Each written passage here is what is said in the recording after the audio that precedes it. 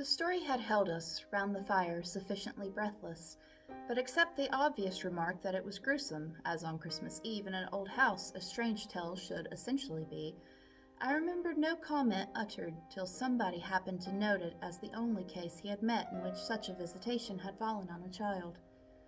The case, I may mention, was that of an apparition in just such an old house as had gathered us for the occasion. An appearance of a dreadful kind, to a little boy sleeping in the room with his mother and waking her up in the terror of it, waking her not to dissipate his dread and soothe him to sleep again, but to encounter also herself, before she had succeeded in doing so, the same sight that had shocked him. It was this observation that drew from Douglas, not immediately, but later in the evening, a reply that had the interesting consequence to which I call attention. Someone else told a story not particularly effective, which I saw he was not following. This I took for a sign that he had himself something to produce, and that we should only have to wait. We waited, in fact, till 2 nights later, but that same evening, before we scattered, he brought out what was in his mind. I quite agree, in regard to Griffin's ghost, or whatever it was, that its appearing first to the little boy, at so tender an age, adds a particular touch. But it's not the first occurrence of its charming kind that I know to have been concerned with a child. If the child gives the effect another turn of the screw, what do you say to 2 children? We say, of course, somebody exclaimed, that 2 children give 2 turns. Also that we want to hear about them. I can see Douglas there before the fire, to which he had got up to present his back, looking down at this converser with his hands in his pockets. Nobody but me till now has ever heard.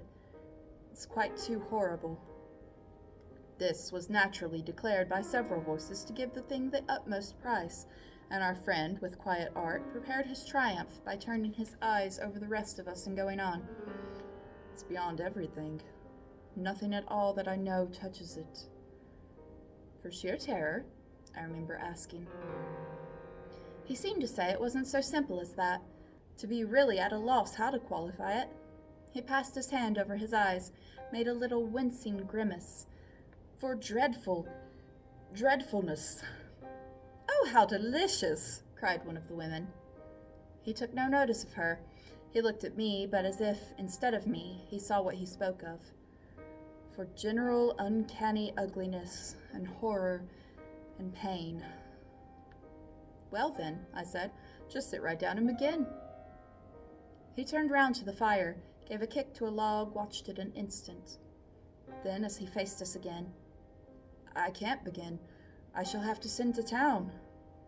There was a unanimous groan at this, and much reproach, after which, in his preoccupied way, he explained, The story's written. It's in a locked drawer. It has not been out for years.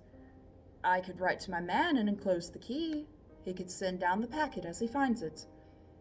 It was to me in particular that he appeared to propound this, appeared almost to appeal for aid, not to hesitate. He had broken a thickness of ice, the formation of many a winter, had had his reasons for a long silence. The others resented postponement, but it was just his scruples that charmed me. I adjured him to write by the first post and to agree with us for an early hearing. Then I asked him if the experience in question had been his own. To this his answer was prompt. Oh, thank God, no.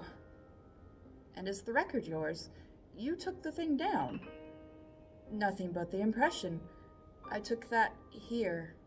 He tapped his heart. I've never lost it. And your manuscript? It is in old faded ink and in the most beautiful hand. He hung fire again. A woman's. She has been dead these 20 years. She sent me the pages in question before she died. They were all listening now, and of course there was somebody to be arch, or at any rate to draw the inference. But if he put the inference by without a smile, it was also without irritation. She was a most charming person, but she was 10 years older than I. She was my sister's governess, he quietly said. She was the most agreeable woman I've ever known in her position. She'd have been worthy of any whatever. It was long ago, and this episode was long before. I was at Trinity, and I found her at home on my coming down the second summer. I was much there that year. It was a beautiful one, and we had, in her off hours, some strolls and talks in the garden. Talks in which she struck me as awfully clever and nice. Oh yes, don't grin. I liked her extremely, and I'm glad to this day to think she liked me, too. If she hadn't, she wouldn't have told me. She had never told anyone. It wasn't simply that she said so, but that I knew she hadn't. I was sure. I could see. You'll easily judge why when you hear. Because the thing had been such a scare, he continued to fix me. You'll easily judge, he repeated. You will. I fixed him too. I see, she was in love. He laughed for the first time. You are cute. Yes, she was in love. That is what she had been. That came out. She couldn't tell her story without its coming out.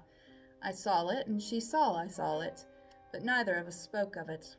I remember the time and the place, the corner of the lawn, the shade of the great beeches, and the long, hot summer afternoon. It wasn't a scene for a shudder, but... Oh. He quitted the fire and dropped back into his chair. You'll receive the packet Thursday morning, I said. Probably not till the second post. Well then, after dinner, you'll all meet me here. He looked us round again. Isn't anybody going? It was almost the tone of hope. Everybody will stay. I will, and I will, cried the ladies whose departure had been fixed. Mrs. Griffin, however, expressed the need for a little more light. Who was it she was in love with? The story will tell, I took upon myself to reply. Oh, I can't wait for the story. The story won't tell, said Douglas, not in any literal, vulgar way. More's the pity, then. That's the only way I ever understand. Won't you tell, Douglas? Somebody else inquired. He sprang to his feet again. Yes, tomorrow. Now I must go to bed. Good night. And, quickly catching up a candlestick, he left us slightly bewildered. From our end of the great brown hall, we heard his step on the stair, whereupon Mrs. Griffin spoke. Well, if I don't know who she was in love with, I know who he was. She was 10 years older, said her husband. Raison de plus, at that age. But it's rather nice, his long reticence. 40 years, Griffin put in. With this outbreak at last? The outbreak, I returned, will make a tremendous occasion of Thursday night. And everyone so agreed with me that the light of it, we lost all attention for anything else. The last story, however incomplete and like the mere opening of a serial, had been told. We shook hands and candles struck, as somebody said, and went to bed. I knew the next day that a letter containing the key had, by the first post, gone off to his London apartments, but in spite of, or perhaps just on account of, the eventual diffusion of this knowledge, we quite let him alone till after dinner, till such an hour of the evening, in fact, as might best accord with the kind of emotion on which our hopes were fixed. Then he became as communicative as we could desire, and indeed gave us his best reason for being so. We had it from him again before the fire in the hall, as we had had our mild wonders of the previous night. It appeared that the narrative he had promised to read us really required for a proper intelligence a few words of prologue. Let me say here distinctly, to have done with it, that this narrative, from an exact transcript of my own made much later, is what I shall presently give.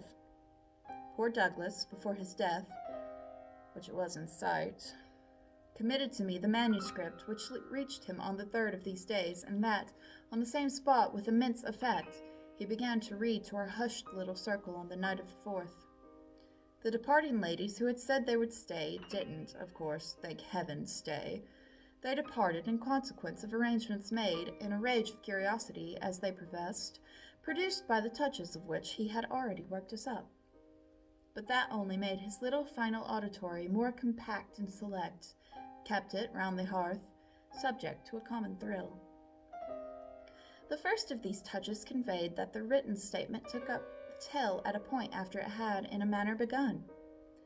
The fact to be in possession of was, therefore, his old friend, the youngest of several daughters of a poor country parson, had at the age of 20, on taking service for the first time in a schoolroom, come up to London in trepidation to answer in person an advertisement that had already placed her in brief correspondence with the advertiser. This person proved, on her presenting herself for judgment at a house in Harley Street that impressed her as vast and imposing. This prospective patron proved a gentleman, a bachelor in the prime of life, such a figure as had never arisen, save in a dream or an old novel, before a fluttered, anxious girl out of a Hampshire vicarage. One could easily fix his type. It never, happily, dies out. He was handsome and bold and pleasant, offhand and gay and kind. He struck her inevitably as gallant and splendid, but what took her most of all and gave her the courage she afterwards showed was that he had put the whole thing to her as a favor, an obligation he should gratefully incur. She figured him as rich, but as fearfully extravagant, saw him all in a glow of high fashion, of good looks, of expensive habits, of charming ways with women. He had, for his own town residence, a big house filled with the spoils of travel and the trophies of the chase. But it was to his country home, an old family place in Essex, that he wished her immediately to proceed. He had been left, by the death of his parents in India, guardian to a small nephew and a small niece, children of a younger, a military brother whom he had lost 2 years before. These children were, by the strangest of chances for a man in his position, a lone man without the right-hand sort of experience or a grain of patience, very heavy on his hands. It had all been a great worry, and on his own part, doubtless, a series of blunders, but he immensely pitied the poor chicks and had done all he could, had in particular sent them down to his country house, the proper place for them being, of course, the country, and kept them there from the first with the best people he could find to look after them, parting even with his own servants to wait on them and going down himself, whenever he might, to see how they were doing. The awkward thing was that they had practically no other relations than that his own affairs took up all his time. He had put them in possession of Bly, which was healthy and secure, and had placed at the head of their little establishment, but below stairs only, an excellent woman, Mrs. Gross, whom he was sure his visitor would like, and who had formerly been maid to his mother. She was now housekeeper, and was also acting for the time as superintendent to the little girl, of whom, without children of her own, she was by good luck extremely fond. There were plenty of people to help, but of course the young lady who should go down as governess would be in supreme authority. She would also have, in holidays, to look after the small boy, who had been for a term at school, young as he was to be sent, but what else could be done, and who, as the holidays were about to begin, would be back from one day to the other. There had been for the 2 children at first a young lady whom they had had the misfortune to lose. She had done for them quite beautifully.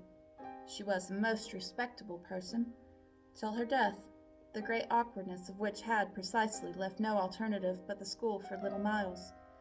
Mrs. Gross, since then, in the way of manners and things, had done as she could for Flora, and there were, further, a cook, a housemaid, a dairywoman, an old pony, an old groom, and an old gardener, all likewise thoroughly respectable.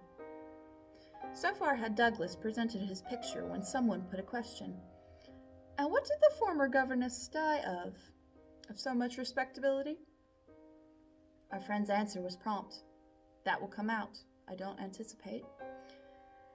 "Pardon me, I thought that was just what you are doing."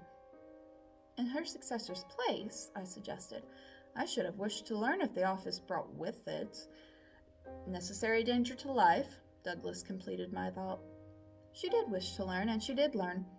You shall hear tomorrow what she learned. Meanwhile, of course, the prospect struck her slightly grim. She was young, untried, nervous.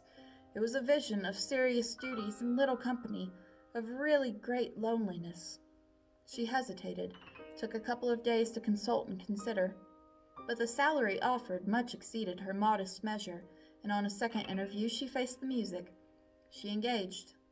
And Douglas, with this, made a pause that, for the benefit of the company, moved me to throw in, the moral of which was, of course, the seduction exercised by the splendid young man, she succumbed to it.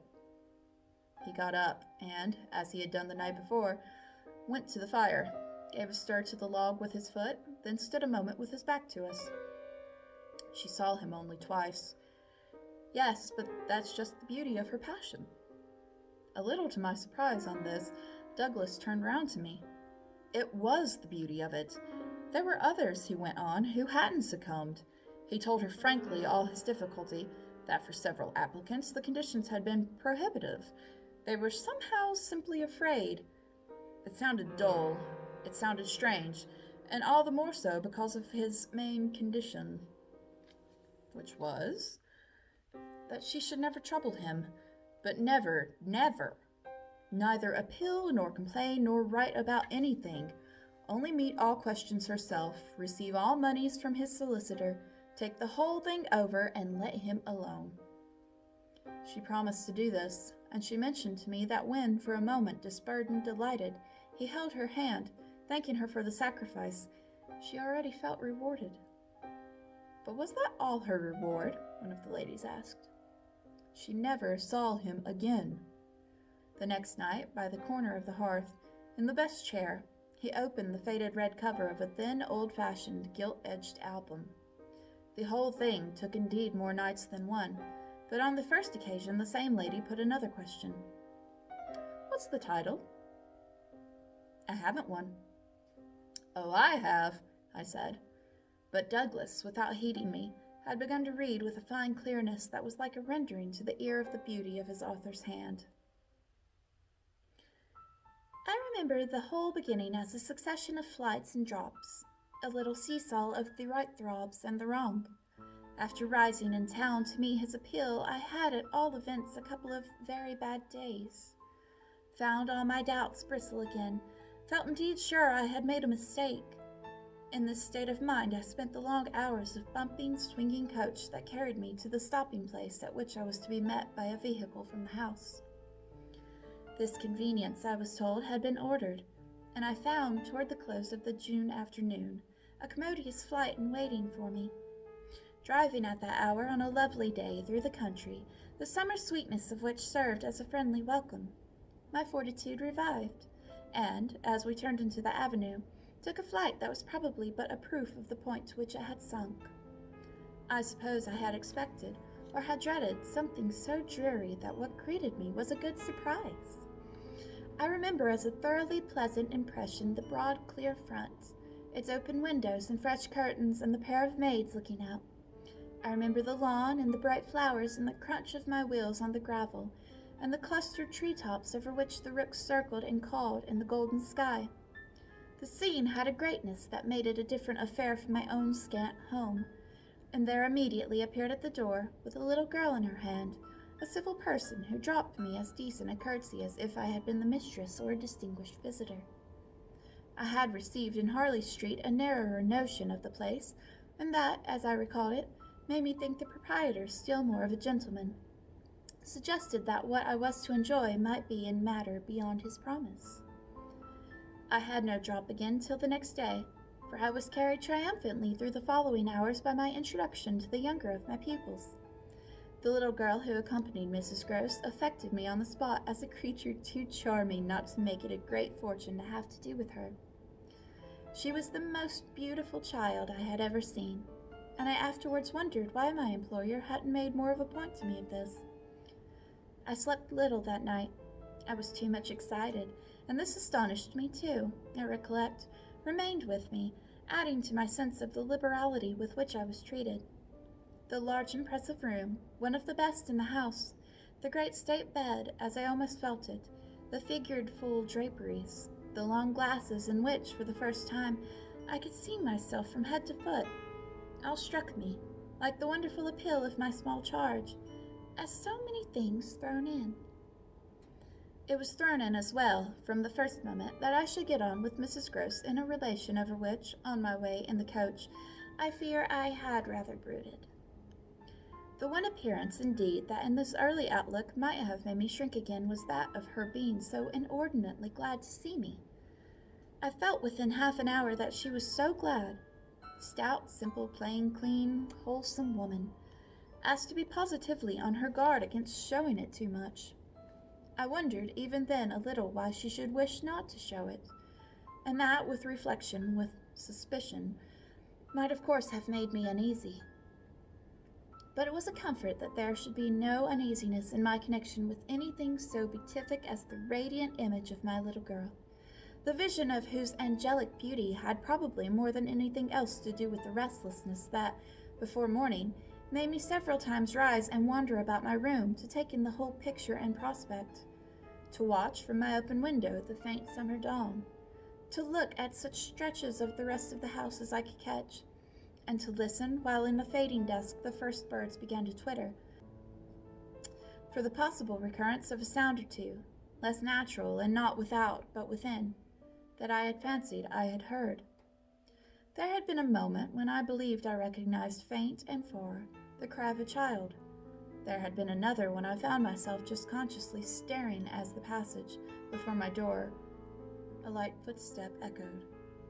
But these fancies were not marked enough to be thrown off, and it is only in the light, or the gloom, I should say, of other and subsequent matters that they now come back to me. To watch, teach, form little Flora would too evidently be the making of a happy and useful life. It had been agreed between us downstairs that after this first occasion I should have her as a matter of course at night, her small white bed being already arranged to that end in my room. What I had undertaken was the whole care of her, and she had remained just this last time with Mrs. Gross only as an effect of our consideration for my inevitable strangeness and her natural timidity. In spite of this timidity, which the child herself in the oddest way in the world had been perfectly frank and brave about, allowing it, without a sign of uncomfortable consciousness, with the deep, sweet serenity indeed of one of Raphael's holy infants, to be discussed, to be imputed to her, and to determine us, I felt quite sure she would presently like me. It was part of what I had already liked about Miss Gross herself, for the pleasure I could see her feel in my admiration and wonder as I sat at supper with 4 tall candles and with my pupil, in a high chair and a bib, brightly facing me between them over bread and milk. There were naturally things that in Flora's presence could pass between us only as prodigious and gratified looks, obscure and roundabout allusions. And the little boy, does he look like her? Is he too so very remarkable? One wouldn't, it was already conveyed between us, too grossly flatter a child. Oh, miss, most remarkable, if you think well of this one. And she stood there with a plate in her hand, beaming at our companion, who looked from one of us to the other with placid, heavenly eyes that contained nothing to check us. Yes, if I do, you will be carried away by the little gentleman.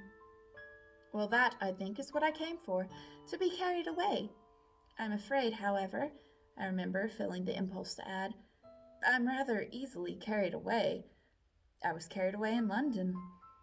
I can still see Mrs. Gross's broad face as she took this in. In Harley Street. Well, miss, you're not the first, and you won't be the last. Oh, I've no pretensions, I could laugh, to being the only one. My other pupil, at any rate, as I understand, comes back tomorrow. Not tomorrow, Friday, miss. He arrives as you did, by the coach, under care of the guard, and is to be met by the same carriage. I forthwith wanted to know if the proper, as well as the pleasant and friendly thing, wouldn't therefore be that on the arrival of the public conveyance I should await him with his little sister, a proposition to which Mrs. Gross assented so heartily that I somehow took her manner as a kind of comforting pledge, never falsified, thank heaven, that we should on every question be quite on one. Oh, she was glad I was there. What I felt the next day was, I suppose, nothing that could be fairly called a reaction from the cheer of my arrival. It was probably, at the most, only a slight oppression produced by the fuller measure of the scale, as I walked round them, gazed up at them, took them in, of my new circumstances. They had, as it were, an extent and mass for which I had not been fully prepared, and in the presence of which I found myself freshly, a little scared, not less than a little proud. Regular lessons in this agitation certainly suffered some wrong. I reflected that in my first duty was, by the gentlest arts I could contrive, to win the child into the sense of knowing me. I spent the day with her out of doors. I arranged with her, to her great satisfaction, that it should be she only, who might show me the place. She showed it step by step and room by room and secret by secret, with droll, delightful childish talk about it, and with the result, in half an hour, of our becoming tremendous friends. Young as she was, I was struck throughout our little tour with her confidence and courage, with the way, in empty chambers and dull corridors, on crooked staircases that made me pause, and even on the summit of an old, maciculated square tower that made me dizzy. Her morning music, her disposition to tell me so many more things than she had asked, rang out and led me on. I have not seen Blythe since the day I left it, and I dare say that to my present older and more informed eyes it would show a very reduced importance. But as my little conductress, with her hair of gold and her frock of blue, danced before me round corners and pattered down passages, I had the view of a castle of romance inhabited by a rosy sprite, such a place as would somehow, for diversion of the young idea, take all color out of storybooks and fairy tales.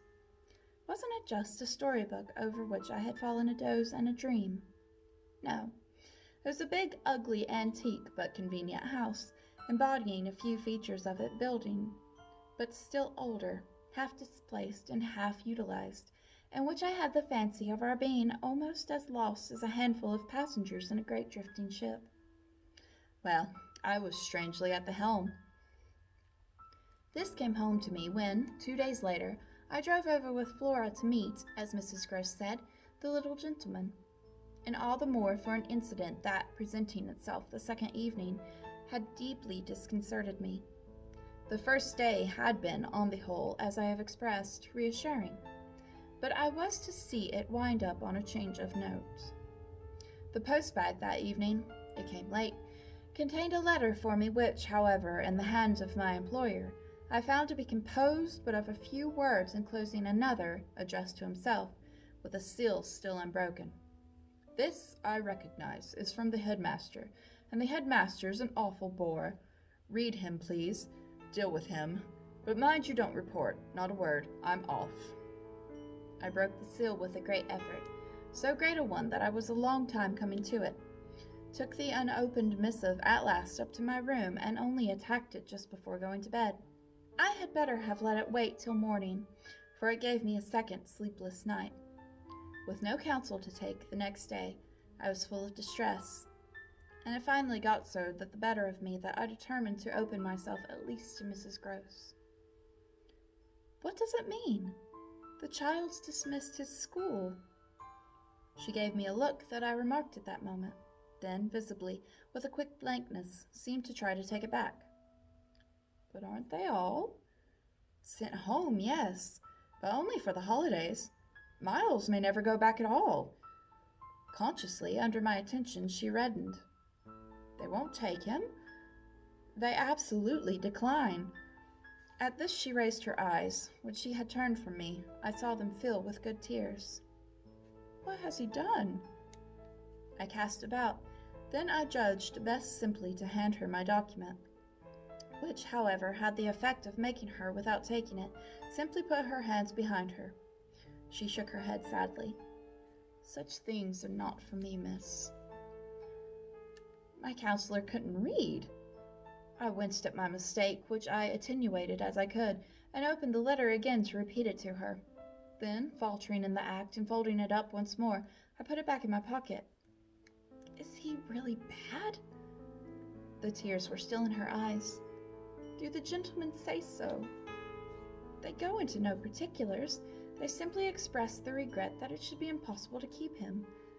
That can have but one meaning. Mrs. Gross listened with dumb emotion.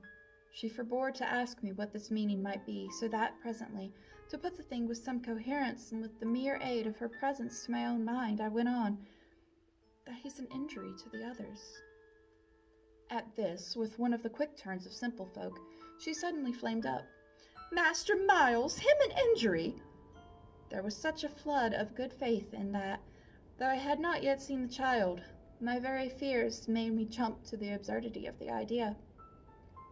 I found myself to meet my friend the better, offering it on the spot sarcastically. To his poor little innocent mates. "It's too dreadful," cried Mrs. Gross, "to say such cruel things. Why, he's scarce 10 years old." Yes, it would be incredible." She was evidently grateful for such profession. "See him, miss, first, then believe it." I felt forthwith a new impatience to see him. It was the beginning of a curiosity that all the next hours was to deepen almost to pain. Mrs. Gross was aware, I could judge, of what she had produced in me, and she followed it up with assurance. "You might as well believe it of the little lady. Bless her," she added the next moment. "Look at her." I turned and saw that Flora, whom 10 minutes before I had established in the schoolroom with a sheet of white paper, a pencil, and a copy of nice round O's, now presented herself to view at the open door. She expressed in her little way an extraordinary detachment from disagreeable duties, looking at me, however, with a great childish light that seemed to offer as a mere result of the affection she had conceived for my person, which had rendered necessary that she should follow me.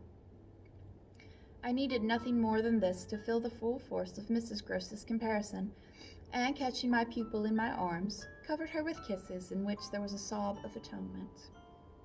None the less, the rest of the day, I watched for further occasion to approach my colleague, especially as, toward evening, I began to fancy she rather sought to avoid me. I overtook her, I remember, on the staircase. We went down together, and at the bottom I detained her, holding her there with a hand on her arm. "I take what you said to me at noon as a declaration that you've never known him to be bad." She threw back her head. She had clearly by this time and very honestly adopted an attitude. "Oh, never known him. I don't pretend that." I was upset again. "Then you have known him?" "Yes, indeed, miss. Thank God." On reflection, I accepted this. "You mean that a boy who never is no boy for me." I held her tighter. "You like them with the spirit to be naughty?" Then, keeping pace with her answer, "So do I eagerly brought out, "but not to the degree to contaminate." "To contaminate?" My big word left her at a loss. I explained it. "To corrupt." She stared, taking my meaning in, but it produced in her an odd laugh. "Are you afraid he'll corrupt you?" She put the question with such a fine, bold humor that with a laugh, a little silly doubtless, to match her own, I gave way for the time to the apprehension of ridicule. But the next day, as the hour for my drive approached, I cropped up in another place. "What was the lady who was here before?" "The last governess. She was also young and pretty. Almost as young and almost as pretty, miss, even as you." "Ah, then I hope her youth and her beauty helped her," I recollect throwing off. "He seems to like us young and pretty." "Oh, he did," Mrs. Gross assented. "It was the way he liked everyone." She had no sooner spoken indeed than she caught herself up. "I mean, that's his way, the master's." I was struck. "But of whom did you speak first?" She looked blank, but she colored. "Why, of him." "Of the master? Of who else?" There was so obviously no one else that the next moment I had lost my impression of her having accidentally said more than she meant, and I merely asked what I wanted to know. Did she see anything in the boy that wasn't right? She never told me. I had a scruple, but I overcame it. Was she careful, particular? Mrs. Gross appeared to try to be conscientious. About some things, yes, but not about all. Again she considered. "Well, miss, she's gone. I won't tell tales." "I quite understand your feeling," I hastened to reply, but I thought it after an instant not opposed to this concession to pursue. "Did she die here?" "No, she went off." I don't know what there was in this brevity of Mrs. Gross's that struck me as ambiguous. "Went off to die?" Mrs. Gross looked straight out of the window, but I felt that, Hypothetically, I had a right to know what young persons engaged for Bly were expected to do. She was taken ill, you mean, and went home? She was not taken ill, so far as appeared in this house. She left it at the end of the year to go home, as she said, for a short holiday, to which the time she had put in had certainly given her a right. We had then a young woman, a nursemaid who had stayed on and who was a good girl and clever, and she took the children all together for the interval. But our young lady never came back, and at the very moment I was expecting her, I heard from the master that she was dead. I turned this over. But of what? He never told me. But please, miss, said Mrs. Gross, I must get to my work.